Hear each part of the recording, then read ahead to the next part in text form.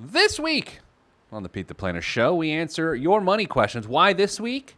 Because it's this week, and that's what we do on the show every week. This particular week, here are the 3 questions we're going to address. There's 4. First of all, we have an email from a lady named Mary, which we'll get to in a moment. She wants to know whether to put money into a CD or to continue to pay off debt. You think you know the answer, but there's some details you need to understand. Segment number 2, the top 10 questions. How do I pick a good financial advisor? So I'm going to give you 10 questions to ask a potential financial advisor to decide whether or not you want to dance with them. Segment 3.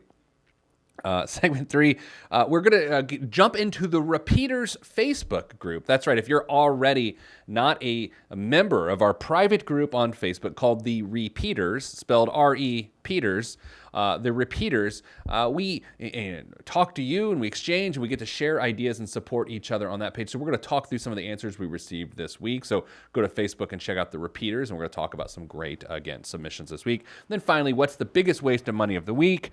But let's get started. As you're watching at PeteThePlanner.tv, you'll notice, man, he looks extra bald this week. I know, because I shaved my head. Just shaved it. Don't even care. All right, so let's begin with how you get in touch with us. Ideally, you hire a skywriter, a qualified pilot, to write smoke in the sky, vapor, and to ask us a question. If you can't do that, then just email us, askpete@PeteThePlanner.com. AskPete@PeteThePlanner.com. Joining me, as always, on the show is producer Millennial Nicole. Hello, producer Millennial Nicole. Hello. Hello. Balder Pete. Oh. Oh. That was too soon. It's too soon. All right. This email, this first one we got is from a lady named Mary, and here it is. The question is subject is paying off debt. Hi, Pete. Huge fan. I know this is something you hear often, but here it goes. You know, I'm going to stop the question right there. Nicole, I don't know if I hear huge fan very often. Oh, I wonder if she was talking about needing help to pay off debt. Nicole, did I tell you the story about what happened when I did a teletown hall with a AARP this week? Yeah, you were flustered. You actually kind of... We got a prank call during this town. So, the AARP is a great organization, and I do work with them from time to time. And they do these teletown halls where they call out like 100,000 people, get a robo-dial, and then when people pick up, they go, hello, and they go, this is a teletown hall with the AARP. If you stay on the line, we're going to do a live program with Pete the Planner, and people just listen. I answer questions. It's like a radio show, kind of like this, except I take questions. And in the midst of this, we got a major prank call that was, dare I say, epic and incredibly inappropriate and awkward. Continuing, I have a total of $47,000 in debt. Are you keeping track of these numbers, Frank? Yes, I am. Okay. We're working, Nicole. Quit messing around. I'll start calling you Nikki. Ew. I have a total of $47,000 in debt. So a total of $47,000 in debt. $3,600 is a prepaid funeral plan that will be paid off in 2021. Any questions with that? No, but I had to go back and reread that a couple times. Yeah. I'm like, oh no, you're in debt by paying for your own funeral right now. Yeah, it's a thing. That's a weird thing. Well, putting yourself in debt it's to pay for your own funeral? But it's better than leaving your loved ones with, I mean, she's a single lady, all the single ladies, Yeah. right? Oh yeah. So It's it's responsible. I don't know if it's weird, but it's the right thing to do. It just feels odd. right to be paying for It's like buying toilet paper, you know? It's a weird feeling. It's the right thing to do. touche, Pete. I'm glad you said touche. It's not like touche, like you use it for your touche. Oh, buddy. Let's move on. $6,000 in credit card debt that is 0% interest, and it'll be paid off early 2019. And $37,000 in a home equity line of credit that is at 4.75% interest. She makes, I can just read it as her. I make $70,000 a year plus approximately $10,000 extra boarding dogs and renting a room at my house. Stone cold hustle. I was going to say, okay. Boarding dogs, it's just like people go on vacation are like, if Fifi can stay with me, it's 10 grand. Is that what we're talking? Yeah, I think so. That's a pretty smart idea, right? I should get into that. Do you have to be licensed to board dogs? I would think so. There's got to be something behind there that proves you're trustable with a live animal for a couple days. I feel like I could bore dogs. Just tell them Yeah. stories they don't care about. They Tell just them look some at dad you. jokes. Did you say dad or bad? Dad. Thank you. You're welcome. I'm single. My house and car are paid off, and I contribute 10% to my 401k that has a balance of approximately 270,000 American dollars. I have $5,000 in savings. My question is, would it be wise to put a few thousand in a 19-month CD that earns 2.5%, or should I just use it to continue paying off my debt? I really want to pay off this debt ASAP, and I'm doing my best to not incur any additional debt. Any suggestions? Thanks. Did she say how old she was? She did not. Let's guess. How old do you think she is? I say late 50s, early 60s. I'm with you. I'm going to go mid-50s to late 50s. And the only reason that makes me say that is for the fact that she's accounting for pre-funeral costs.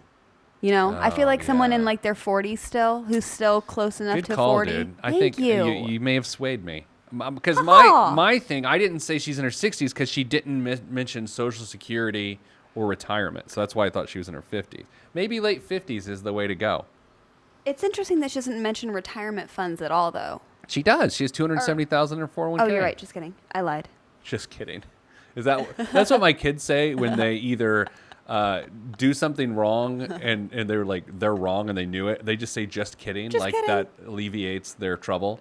Or if they tell, like when you're a kid, do you remember when you figure out that if you tell a white lie and you get caught, all you have to say is you were kidding? Yeah. Yeah. And it exonerates you. Right, and you're like, oh, it's all okay again. Yeah. See, sometimes when I say something that I think is funnier or that maybe my special friend didn't think was Right. as funny as I did, I say, oh, just kidding. Yeah. And I run away. I don't apologize for my bad jokes or my dad jokes. All right, so here's what I think. I think. What do you think? I don't think she should put money, the $5,000 in savings. That's an emergency fund that someone should have. And honestly, this sounds terrible, but I don't know any other way to say it. It's not that much money, so much so that you feel like you have to get better interest off of it. Like I would be nervous to have $5,000, only $5,000. Yeah. So I would not put money into a CD because you No. never know when you're going to need that entire $5,000. I would be focusing on the things that have interest on them. The loans. Right, yeah, I would be focusing on those. But there's a bigger issue here. I think like what we don't want her to do is to use that $5,000 in savings Oh, no. to pay off the debt. No. So that's where there's confusion with this because she's like, well, should I use some of that $5,000? I would presume that's what she's asking Right. for a CD, or should I use that money to pay off debt? First of all, I don't think you should use any of the $5,000 No. for a CD because you need it more liquid. If you get a 19-month CD, then it's locked up and it creates an issue. But number two, you shouldn't use any of your savings to pay off your debt. You should use your income to pay off your debt. Like when you bore a dog or board a dog. I would be taking that $10,000 extra that she's making a year. Probably is. And using and trying to have that as, main allocations for paying down this debt. Here's what I like about this situation is that several things. Number Yeah. one, she's a fan of the show. Yes. Number two, is this my mother? No. Number two, she has a plan to get out of debt, which I really appreciate. And with dates, like if you Yes. don't have dates, you don't have a plan. No, absolutely. Like this whole, she's got $3,600 for her prepaid funeral that's going to be paid off in 2021. Like there's a plan in action. She's just trying to make sure that she's not missing anything or that she's going about this in the right way. Here will be the best part of her financial situation. When she is out of all of this debt by, it looks like 2021, she will have freed up so much cash flow because she's paying all of this that her life and hopefully her retirement sometime in the near future will actually get easier because she will need less money to live. Let's say she's paying $700 a month total for all of these things. When they're all paid off, that means she'll need $700 less a month to maintain her lifestyle. Right. And the fact that she's got already $270,000 in a savings account for her retirement. 401k. Or 401k for her retirement. That makes me feel better for the fact that there's money set aside so she can focus on getting rid of her debt right now. So then it's one less thing that has to be taken account Yeah, for. I mean, here's an interesting way to think of this. $270,000 in a retirement account, if you were to start taking money out of it right now, like let's say, Nicole, that you were 66 years old, whatever, and you had $270,000 in a 401k, that would give you about $1,000 a month to live on indefinitely. Yeah.